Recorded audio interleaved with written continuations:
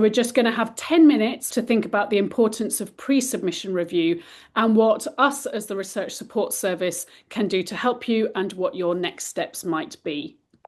So we thought on day one about some of the challenges, and I know that some of the comments and some of the Q&A have referred to this quite a few times, that there are rigid templates, and a big challenge is things like page limits and word counts and putting the right information in the right place. And we've also talked quite a bit about the different kinds of audiences that there will be looking at your applications and how we can tailor our applications to satisfy all of them.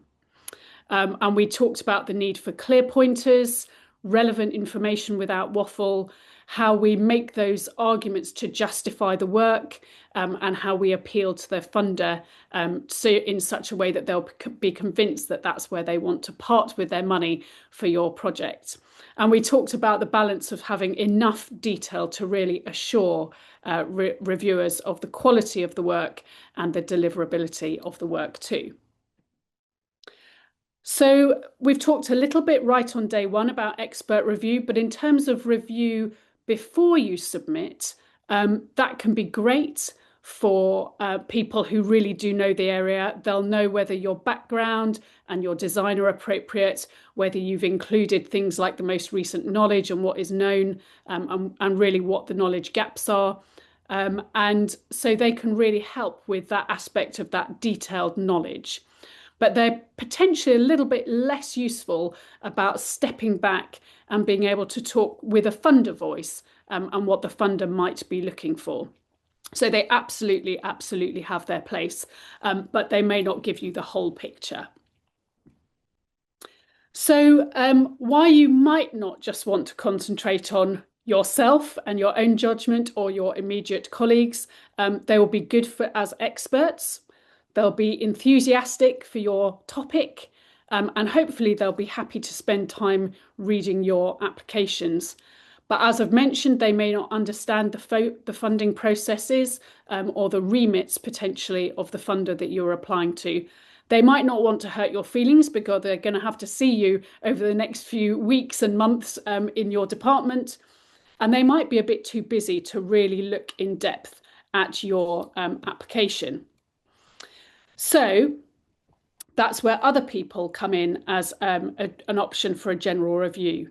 So that might be other academic colleagues, and you may have mechanisms within your institution to get peer review from a variety of different sources. You may know people who are colleagues who sit on funding panels and will be able to bring that perspective from the funder and know what those conversations and discussions look like.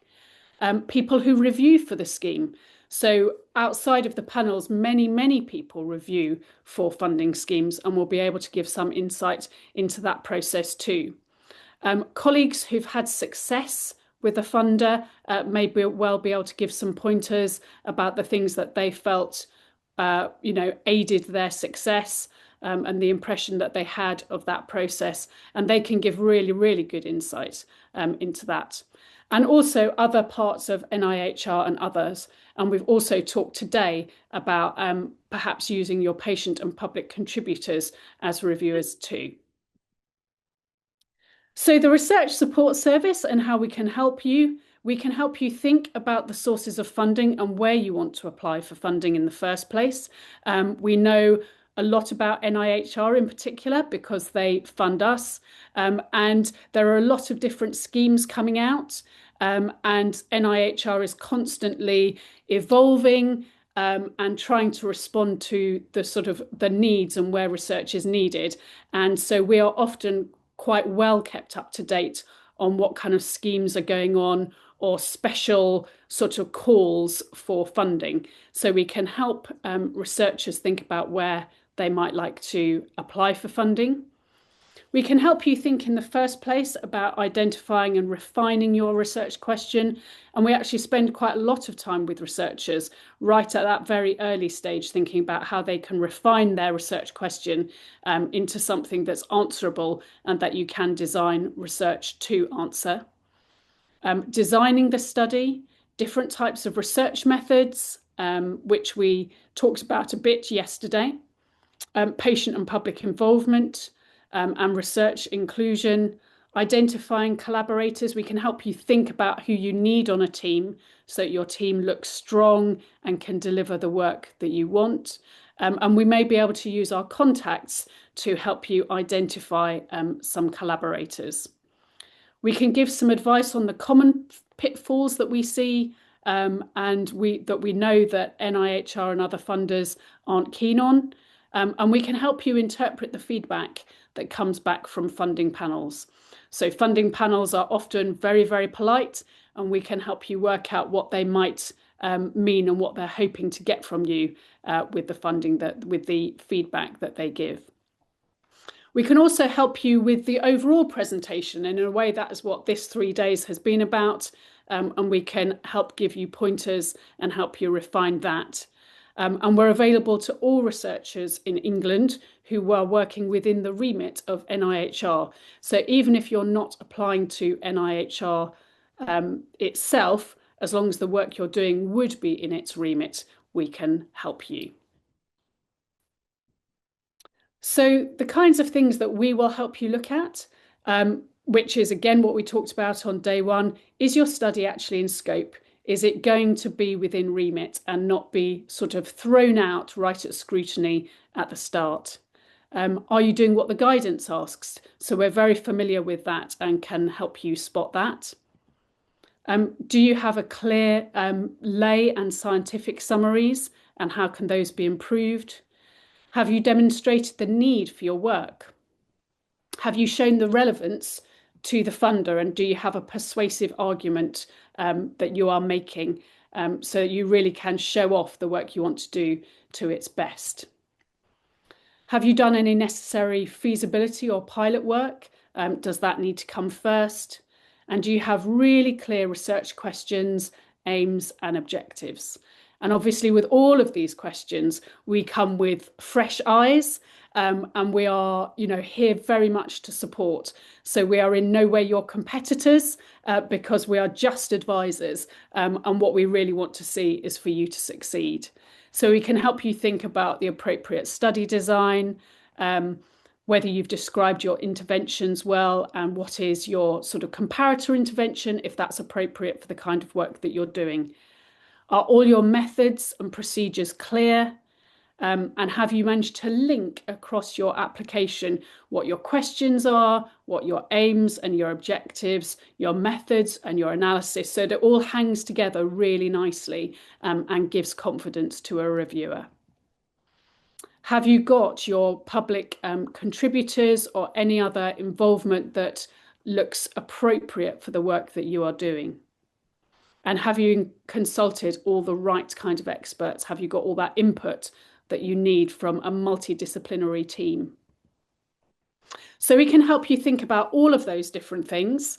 And the way to request support from us is to go onto the website that's listed here. We're a network that's made up of 8 hubs and 2 specialist centres, and the specialist centres give additional advice and support if you are doing public health research that is set outside of the NHS, and social care research.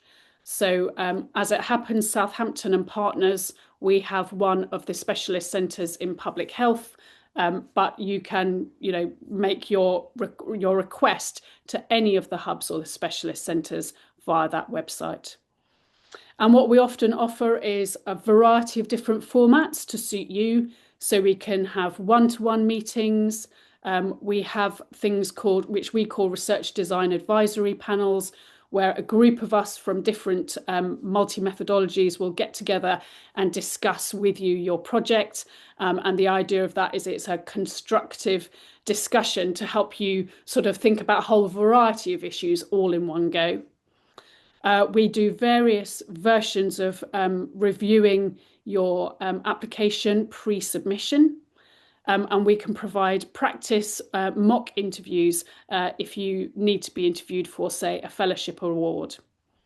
We put on events like today's one and workshops, and later in the year we will have a specific event for fellowship applicants.